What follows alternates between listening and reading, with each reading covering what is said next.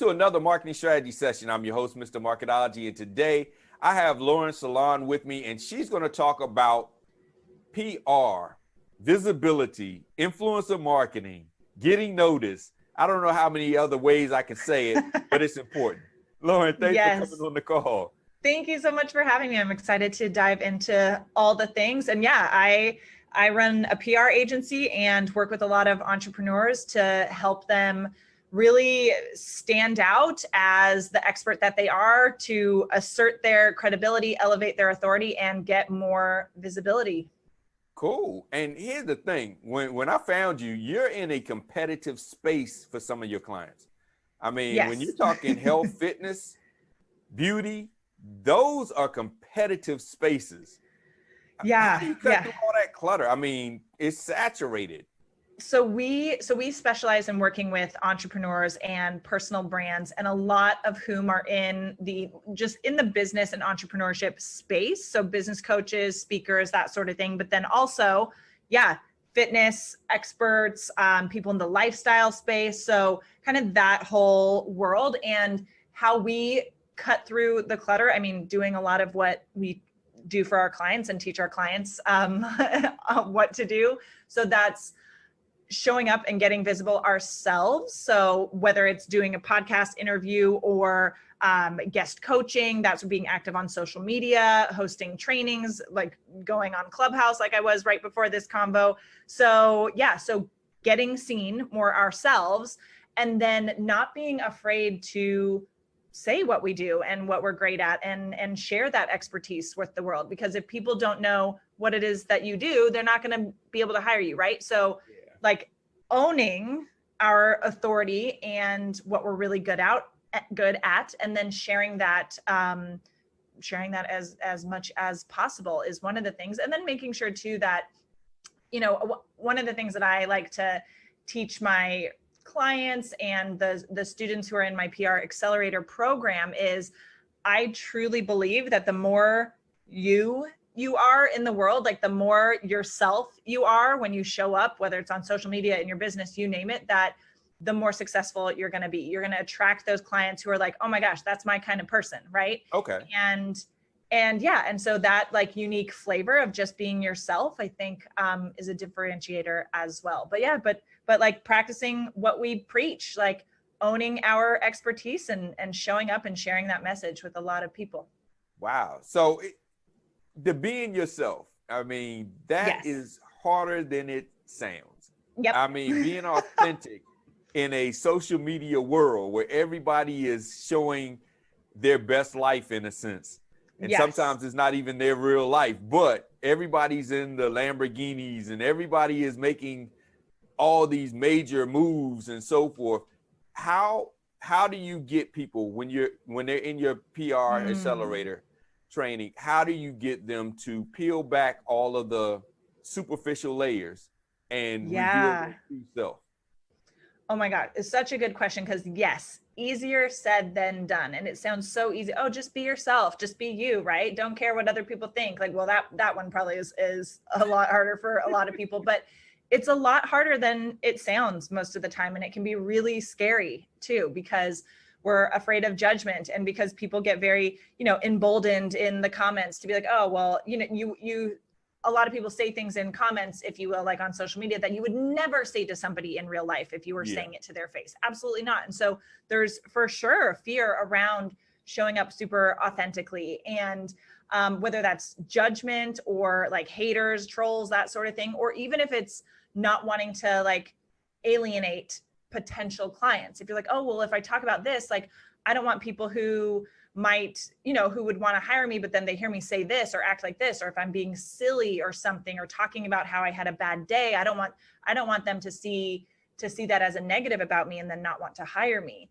And so with that, like several things. One, it takes a lot of work to like have all that shit up to not be yourself, right? Even if you're so used to it, it still takes a lot of work and a lot of energy. So once you clear that out, like you feel so much lighter and so much more free, right? Mm-hmm. But then also people want polarization, right? And having, strong, like feelings or opinions about certain things or whatever it is, but taking a stance and being you, right? Because that can be polarizing in itself. That actually does really well. And so when you're just like vanilla down the middle, like neutral about everything, like that doesn't really land with people. And then too, like we all have like dream clients and stuff that we want to work with, or people that you vibe with more.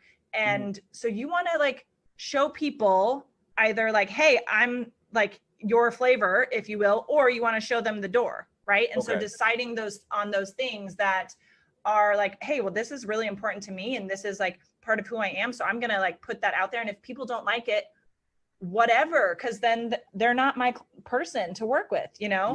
And so I think like owning that and knowing that people leaving or not, like realizing that you're not for them, that's totally okay, because the people who are for you, the people who hear you talk and are like, oh my gosh, you're saying it's like you're in my brain, right? Like that's the effect that we want to have on people. And so when you're showing up so authentically, people are going to have that feeling more. So not being afraid of polarity and showing all those sides of you. And I know for me personally in my business, like it hasn't affected my ability to get clients, whether I'm being silly or more opinionated about what's going on in the world, or like, you know, I dance in my office like every morning to get my energy up. And I often share that, you know, and so I'm like, I don't care if someone's like, oh, like that's unprofessional or whatever. I'm like, no, but this is me and how I'm able to show up as, show up as the best version of myself in the world. And if that like rubs you the wrong way, then you aren't going to like talking to me on the phone probably, you know, so. And that's hard though, because we want the clients, and we have been told this is the image for so many years up to this point that you should have as a professional. But to be honest, it's better to not have a client that's going to be a headache client that's going to suck your energy and drain your energy than it is to have a bunch of clients but being miserable because they're not good fits. And one thing that I've realized has been, when you are so used to having clients that you're working around to make them good fits, when you do find a good fit, it's sort of like dating. It's like when you had a bunch of bad dates, when you find somebody that's really a good person, a good date, it's like you have everything you said you wanted, and you're like, what am I supposed to do with this? I don't know how to react because I'm so used to arguing with you. I'm so used to debating and enforcing my case. I'm so used to putting up this face here for you. Now I have somebody that accepts me for who I am, appreciates me for who I am. And it's like, what am I supposed to do now? Because, you know, how do I can be myself, but being myself is like not being myself now. And it's yeah, I love how you said that. Yeah. Because like I was saying, it takes work to be like, oh my gosh, well, what if I do this, what are they going to think? If I do that, what are they going to think? If I right? That's a lot of energy. And oh my gosh, we have so many other things that matter more than that to focus on. And so when you get really comfortable in your own skin, you're going to just show up as a more vibrant and magnetic version of yourself and be in better alignment and all of that. And that kind of energy is very, you know, is appealing, and people want to be a part of that. And I also, you know, I can be outspoken and like spicy and stuff like that. And I also, so I know what my values are as well. And so I know like when I'm sharing things that maybe, and I not second guess myself, but I check in with myself often if I'm sharing something that could be a little bit more polarizing, being like, okay, is this in line with my values? If that's a yes. If this pisses people off, what would happen next, right? Like what are the consequences of that? Am I okay with those consequences? Okay, then post or share or say it, right? If I'm like, ooh, if I say that actually isn't really like what I'm here to talk about, I may feel that and whatever it is, but if I say that and put that out there, or if I show that side, what are the consequences of that? And am I okay with that? And sometimes it's a no. So I go, okay, then we're not going to share that. Maybe I'll just send it to some friends. You know, yeah. I've had to do that. Actually, a couple of weeks ago, I had to turn down a podcast They wanted to talk about a topic. And though to my friends and family, I would talk about that topic in a professional space. First of all, it's not in line with my brand. Not that I don't, I'm scared of saying what I feel. It's not that. But since it's not in line with my brand, people will see me in this light that has nothing to do with my brand. And like you said, is this a part of my value system? And is it that important for me to share this? And I was like, you know, to be honest, it's not a topic I would talk to with a stranger in the street about. It's not something that I want to associate my brand to say, oh yeah, that guy believes this. And I know that the topic itself would have got a lot of attention, which it does get a lot of attention on his page, but it's not in my line. And so that's why I just declined it. I said, yeah, my view on it, but I won't be on your show to argue with, because he's going to pair me up. He was pairing me up with somebody that was totally different on the opinion, just so we could debate. And I'm like, yeah, for what I'm trying to do, what I'm doing for my brand, I don't need to be in this argument with this other person just so you can get a lot of views. Yeah, exactly. And like one of those things, I mean, obviously, like we've all lived through the past year and so much has happened in the world and in our country. And I'm in Los Angeles, and we have been one of the most like shut down places with really like no science to back it up and stuff like that. And I've been vocal about that and like about what's going on here in LA and in California, not a ton. Cause again, I'm not trying to be like a political activist or anything like that. That's not what I'm here for. And I am all about like freedom and independence. And like, I love entrepreneurship and small businesses, and seeing so many businesses in my neighborhood, in my city shutting down and people just hurting so much. I'm like, no, that's in line with my values. And because it's on a smaller scale, like being in the city, the state, that sort of thing, I'm like, sharing about this like can actually lead to some change, right? And so those sort of things where I'm like, yeah, like I don't need to talk about like what's going on like nationally, like all that kind of stuff. Like, yes, I'm all for reopening and everything like that, but I'm like, that's not what I'm here to do. And when it's like my home and in my neighborhood and stuff like that, then maybe I'll be a little bit more vocal about it. But yeah, I completely agree. Like making sure it's in line with your values. And then also like, is this in line with my brand? And when I do things that maybe are off brand, or like talking about, our California situation over here, I will say why I'm sharing about it and why it's important to me, so that my audience also understands like, oh, she's talking about like, the California lockdown situation, like that's random. And I'm like, no, but here's why, because like I have been able to build a beautiful business that gives me so much freedom and choice and allows me to do life the way that I want. And I want that possibility for everybody. And so seeing businesses like being treated so poorly in our state, like that hurts my heart, so sharing with my audience, like why that's connected to my values and why that matters to me is helpful. And so for people listening in, if you're going to share something that's maybe polarizing and could be not like exactly the kind of content that you share normally, sharing why it's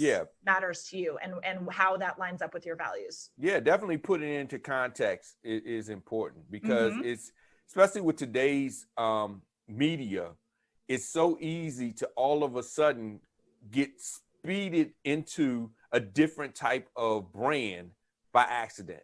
There's been people that overnight have become authorities overnight because of a post that went viral, and now all of a sudden now you have to be the one that talks about this topic all the time because you stated an opinion, it went viral, everybody now wants to know what you have to think. Accidental expert. And so those type of things you think about, which really brings me to the next one. I mean, the way media has changed. We used to have radio, now it's podcasts. We used to have television, now it's streaming. We used to have newspapers, now it's blogs and social posts. Media has changed so much, and it's so I keep using the word saturated, but that's really the best word. Everybody is an expert. Everybody is a newscaster. How do you position yourself and your clients to leverage the new age media versus those, especially the older ones that are so used to the old way of doing things? I'm going to do push marketing. I'm going to buy a bunch of commercials and tell you what you're going to think.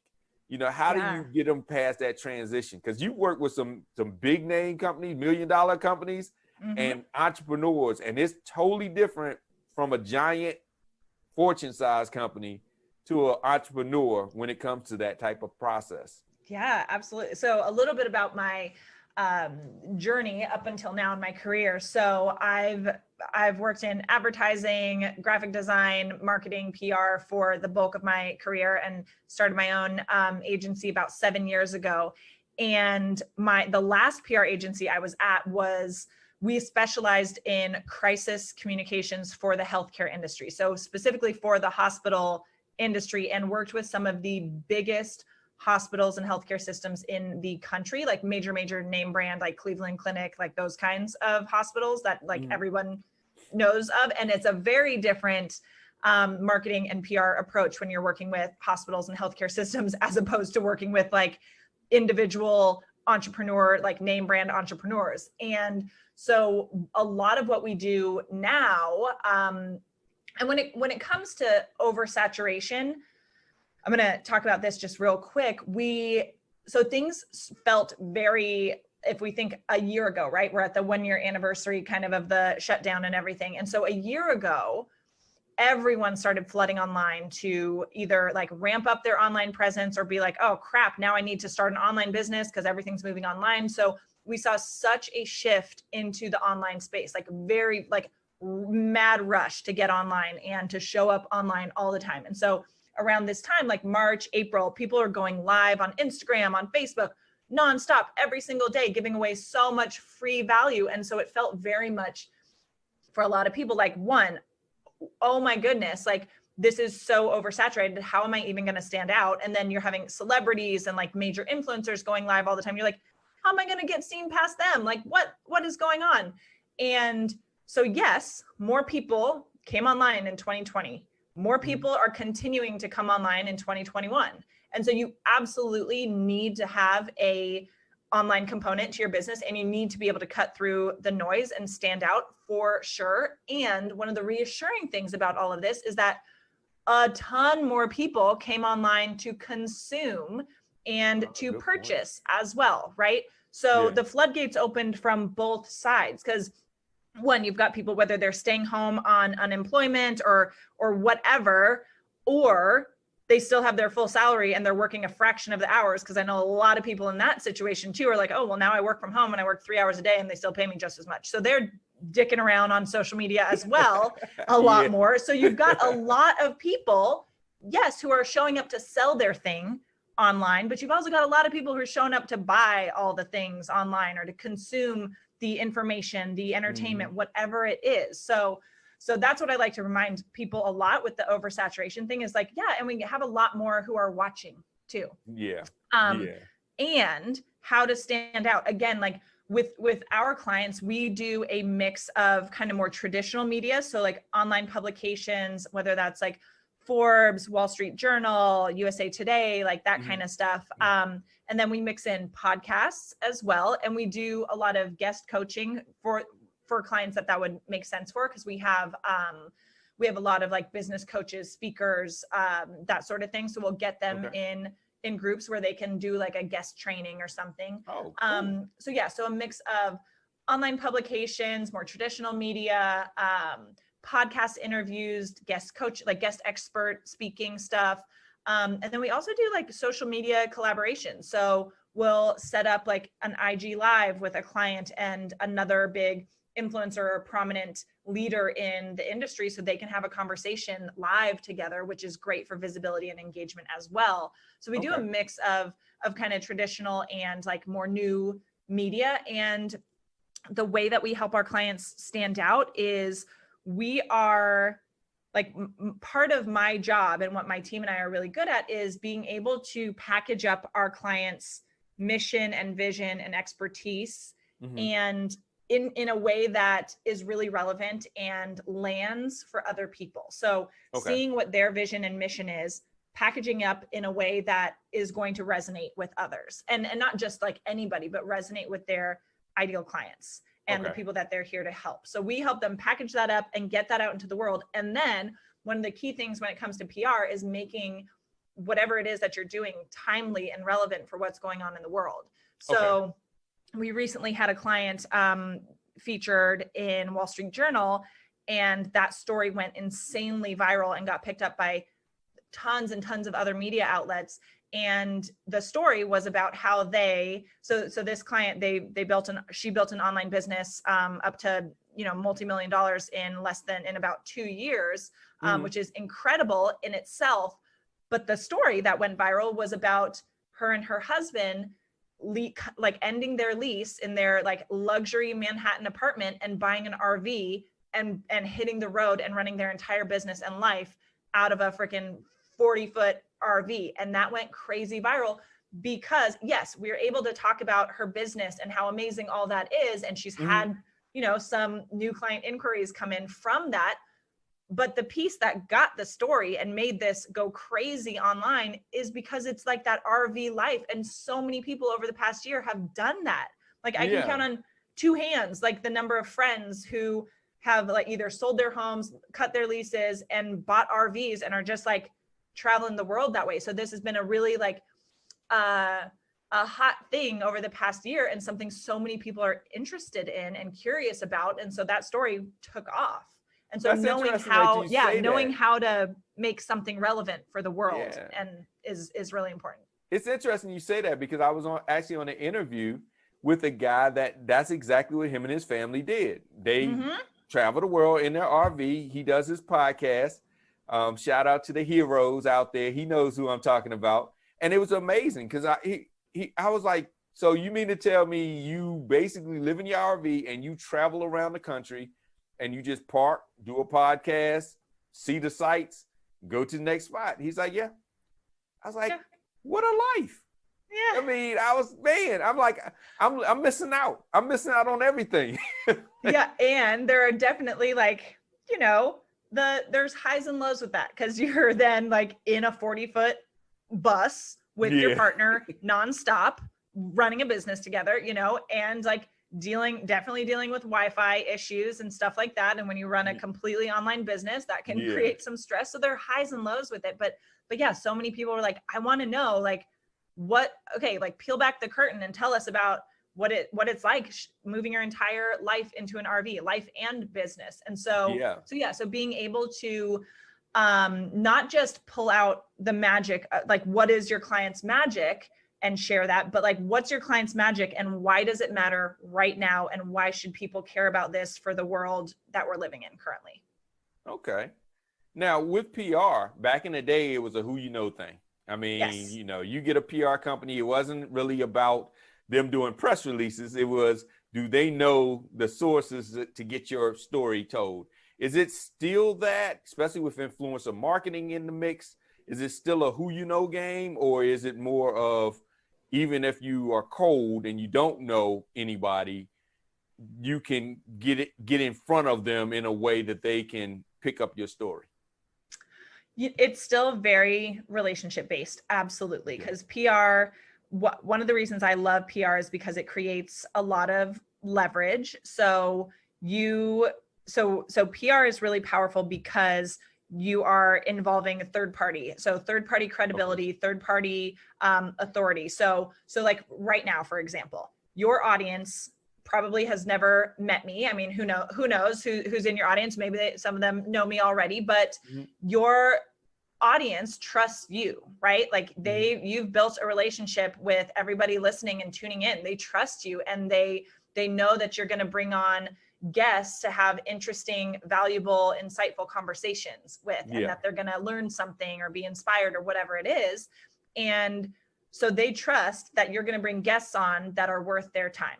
Right. Yeah. And so by way of that, I get to borrow some of that trust and credibility. If they're like, oh, well, if Jeff has them on, like maybe she's worth listening to. And then it's my job, like while I'm here, to make sure you know, I'm providing value and everything like that, and makes it worth everyone's while. But because they know you and they know, like, and trust you, some of that know, like, and trust gets applied to me as well. And so I get to like tap into a new audience that's a little bit warmed up for me. So that's one of the things that's so cool. And then once this podcast episode goes out into the world, it lives out in the world, you know, forever, if you will, and continues to generate views and visibility. So you do the interview once, and then it's out in the world living as an evergreen marketing piece for you. And so one of the things, like, yes, relationships are so important with that. And when it comes to PR and working with an agency, like, the relationships they have are super important. That doesn't mean that you won't get opportunities at places that they don't have relationships at, because we are constantly building our relationships and making new connections and everything like that. And we get our clients into things where we've never gotten anyone before. You know, if we're like, oh, well, we don't know anyone there, but we're going to do our best and see what we can make happen. And in the process, we'll often build that relationship. So then it's easier the next time. So the relationships you have are super important. It's still very much a relationship game. And you can cultivate relationships yourself, and your agency will be and should be. And you don't have to have them to get press, but it does help for sure. Yeah. So tell me this. Now, we've talked a little bit about traditional PR, but now the game has changed. So influencer marketing has changed. And a lot of people look at influencer marketing based on your follower count, which can or cannot be of value. And they look at, well, I want something to go viral. That's the word, viral. Talk a little bit about influencer marketing, how it works, who to look for, and then what is the real meaning of viral? Because I heard, I think it was Les Brown said, I can go viral. All I have to do is set myself on fire, and people will share that video.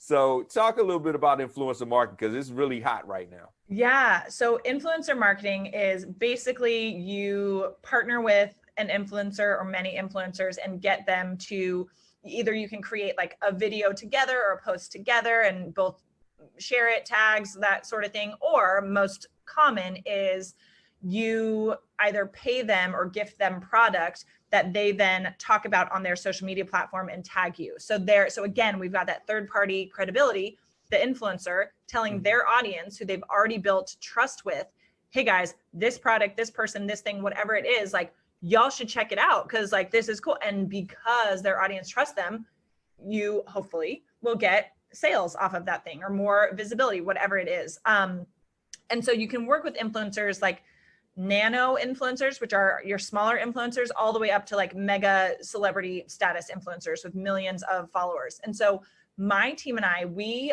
often run a lot of micro influencer campaigns. So working with influencers in the like 10,000 to 50,000 follower range. And we do that. And we've worked with influencers with bigger followings, but you're going to be putting a lot more budget into that one influencer. Whereas we can work with 100 who have 10,000 followers, 15, 20, 50,000 followers. And while the total follower count may not add up to the same as like some mega celebrity influencer, smaller influencers tend to have better engagement rates, more trust with their audience, because they're not inundating their audience with sponsored posts and stuff like that all the time. So it kind of depends what the goals are and what the product is and what the budget is to determine what size of influencer makes sense to work with. But we work with a lot of 10 to 50,000, 100,000 follower influencers, and influencer marketing is great for products that are like lower price point. So like we do a lot of influencer projects for books. So like book launches, because we can gift the influencers a copy of the book and they can share it with their audience. It's real, a book's like $15 to $30 or something like that. So it's pretty easy to share and to get sales in that way. We've done a lot of events with influencer marketing. We've helped with podcast launches with influencer marketing. So just like getting influencers to be like, hey, I just discovered this new podcast. In the most recent episode, they talked about and you should definitely go check it out, sort of thing. So it's great for free stuff, you know, of course, that just has a swipe up, or lower ticket products a lot of the time, that you don't have to then go into a whole conversation about what it is and all this stuff. That's pretty easy for your audience to be like, oh, that sounds cool. Sure, I'll check it out. And so it's we do a lot of projects like that, and it's a really great way to get in front of a ton of new eyeballs. And when it comes to using smaller influencers, you get to test out like which types of influencers and who it's going to be more effective for. But it's a great way to it's a great piece to add to your marketing plan. So like we have a client now who sells candles and fragrances, like clean candles and fragrances, and we're doing traditional PR stuff with them, but also like exploring some influencer stuff too, because that's a really easy thing to share, physical product to share visually. And then, you know, if it's a $20, $30 candle, your audience is not going to like think too hard about like, oh, well, gosh, like, is this worth the investment, sort of thing, you know? So it's great for those lower ticket, tangible products. Cool. And it really goes back to the first part of marketing. I love that AT&T commercial where she says word of mouth marketing. I mean, it really goes back to just word of mouth. So exactly. That's what it is. Social proof and social selling. So yeah, when you see like an influencer talking about something, you're like, oh, well, if so-and-so thinks it's cool, maybe I should check it out. Yeah. Well, that's great. Well, last question. When it comes to like you working with your clients and you're building out how you're going to approach the market, do you usually like have a repository full of content already prepared, or you put them on a schedule and say, hey, every day I need you to record this, that, and the third? I mean, when you're preparing your clients, how do you recommend them approach just getting out there? You know, because that's a big shift when you're not recording or you're not putting out any content, and all of a sudden now you have to be consistently putting out content. It's a big shift. So a lot of our clients are like our one-on-one agency clients, like where we do everything for them. Most of them have multiple six-figure, if not $1 million businesses. So typically they come to us with a good system for content already underway. So they're putting out content pretty regularly, and they're wanting help to leverage what they're currently doing. And so we will often recommend they do like IG live once a week or something, or just get started with like Instagram live or going live, because it's a great way to connect, and video is super effective for connecting with your audience. So we will often recommend, you know, we'll provide guidance around how frequently to post, how frequently to go live, collaborations, that sort of thing. But a lot of the times our clients have a decent content strategy in place.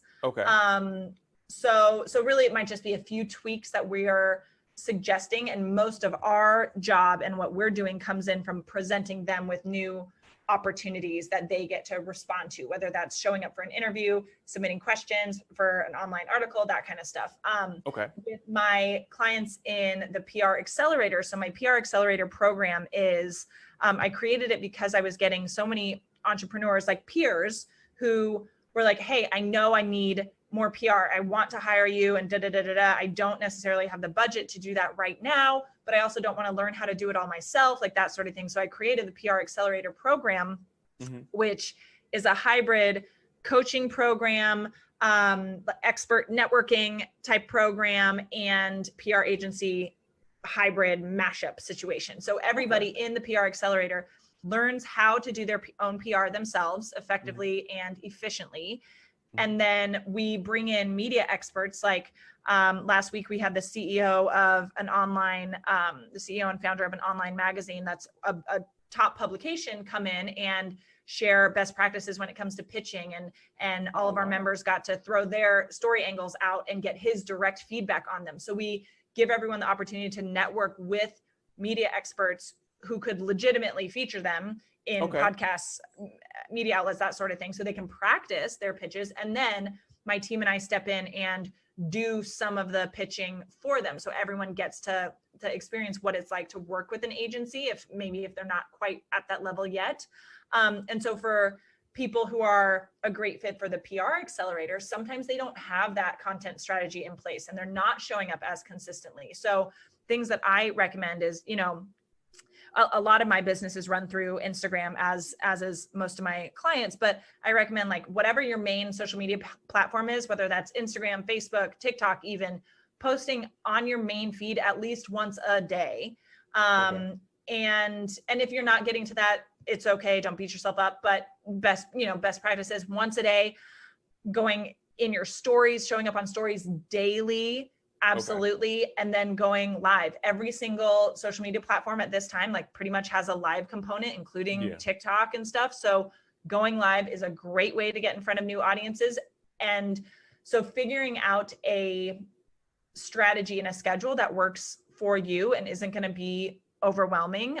So like with Clubhouse, you and I were talking about Clubhouse before too, figuring out a system that's going to work and not overwhelm you. So definitely I encourage my clients to be more visible and show up more consistently and get that locked in as a habit. So like, I want everyone going live, like, at least once a week and training on something or doing a Q&A, whatever it is. And then, we do support with, like, what sort of content should I be posting, for my weekly posts and stuff like that. And you want it to be in line with what your business is all about, what you help people, but then provide variety, right? You can post stuff that's entertaining. You can post stuff that's teaching. You can post stuff that's aspirational and kind of that role model vibes. But having a steady rotation of content. Like, if I'm talking about PR, being an entrepreneur, health and wellness, so that you can be the most effective human in your business and in your life. Being you, right? Being authentically, unapologetically you. If those are some of my content buckets, if you will, going through a rotation of those topics and not only posting PR, right? But being like, oh wait, no, we need a dash of, like, the me stuff in there too, or the, like, mindset stuff. So having that kind of, those content buckets and a content cycle that you can follow is helpful as well. Hey, that was a great tip. Oh, thank you. Because when you're business focused, this is my business, this is my business, this is my business, and it's all the same stuff over and over. By day 3, they're like, we know this is your business. And what you and I were talking about before with being super authentic, like, when I talk about mental health stuff, because I have a history with anxiety. I've also dealt with depression before. When I share that kind of stuff, or when I share, like, in my stories, sometimes if I'm having a really rough time, like, sometimes I will share that with my audience and be like, hey guys, like, I'm having a hard week and I might cry while I'm telling this to you, but here's what's going on and here's how I'm working through it. So if any of you are going through anything like this, maybe this will support you. And when I share, like, the real, like, human side of myself and the tough stuff and the stuff that's vulnerable and the stuff that maybe I'm a little scared to share, and the stuff that's not only about business, I get so much amazing feedback that, one, helps me and helps me feel better, right? But I also get so many people being like, oh my gosh, I deal with this too. Thank you so much for talking about it. This is really helpful. Like, this, now I don't feel as alone in dealing with anxiety and all this kind of stuff. And I know that has helped me to secure more clients, because I'm showing that I'm a real human, and it's not all just like, oh my gosh, we're crushing it all the time and I always have high amazing energy, blah blah blah, I'm like, no, I'm also, like, a normal person too, and I have shit days and can get into shit moods and I make mistakes and all that. So, like, showing the human side is important too, and not having it be all, here's my business, buy my record. Yeah. And it's funny because actually, there's a TikToker that came on, and he was talking about how he had a real bad day. And he was like very, very low at the time. And it's funny because I follow him, but that one is the first one I ever commented on his stuff. Yep. I never engaged. I just consumed. And to all my people out there, I know y'all mad at me because I'll be sending you TikToks at like 1 a.m, but that's when I get a chance to look at them. Yeah. But, you know, I was like, wow, this guy's really going through it right now. And I engaged. I'm like, look, man, keep your head up. It's going to be all right. Yeah. You know, I mean, hey, I love your content. I love what you're doing. You know, you keep it up, you know, versus all this other stuff with like jokes. And I watch, I laugh, and I share, but I would never interact with him. I never engage with him. And seeing that human side to him brought out, I guess, humanity as well in me to say this is not just a television show in a sense. Yeah, it's a real person, and he's putting his stuff out there, and this guy's putting his heart out there now. So I think that is important, because before I would have just looked at it as another joke, and I'd have sent it off to somebody and so forth. But yeah, that human side, now I follow him not only for his jokes, but somewhat I want to see if he's going to be still okay, you know? Yeah, you're invested in him as a human now. Yeah. Absolutely. And that's I love that you said that, because that's such when we do that as well, you know, I think it's important to not just use social media as like a journal, right? Of like all the things in your life and stuff like that. And when we show those vulnerable moments, yes, it humanizes you. Your audience can connect with you more. You become more relatable for sure. But then also it gives your audience a gift of being able to support you and to like lift you up. And so when you are, especially like as a content creator or an influencer, when you're the one who's always on and I'm the expert and I've got the answers and I'm here to like inspire you and when you're always in that space, like, yeah, that's a cool thing and people come to you for that.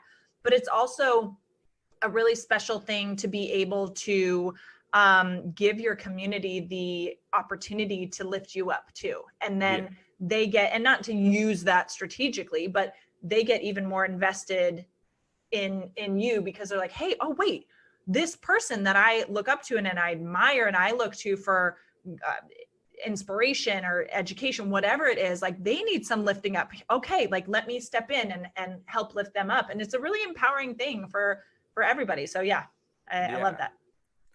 Great. Well, Lauren, thanks for coming on. I don't want to take up all your day. Everybody, you know, I'm sure you've learned a lot. And if you are looking to get your business visible, reach out to her. It's Lauren Salon, but look on the thing. I'll have her name spelled, laurensalon.com, and you can look at her, look to her for either the PR Accelerator or for the fully managed visibility experience. So it's up to you. But if you're looking at getting out there and being your true self, that was going to be hard for me. I'm going to work on that one. Because I'm so used to the corporate speak, right? You know, so the boardroom look. But and it's a spectrum. It's a spectrum. Hey, it's hard because you're so used to the suit and tie and speaking so proper and you know, not letting your hair down in a sense. Yeah. So, you know, everybody, if you're looking to just elevate that, then go to her website, see her content, see what she has, and if it works for you, sign up. I mean, hey, it's better than what you're doing right now. Because if you keep doing what you're doing right now, you're going to keep being where you are right now. So absolutely.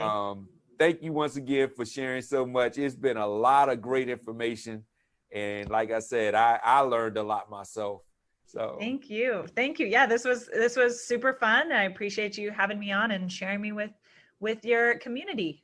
Great. And you should have had the dog come up and show the dog, but I don't know where she is. She's probably on the couch in the living room where I can't see her. She's mad breaking at the you. rules. That's what it is. She's mad at you. She's like, oh, so you're gonna be like that now. I can't do what I want to do in the house. You got me cooped up.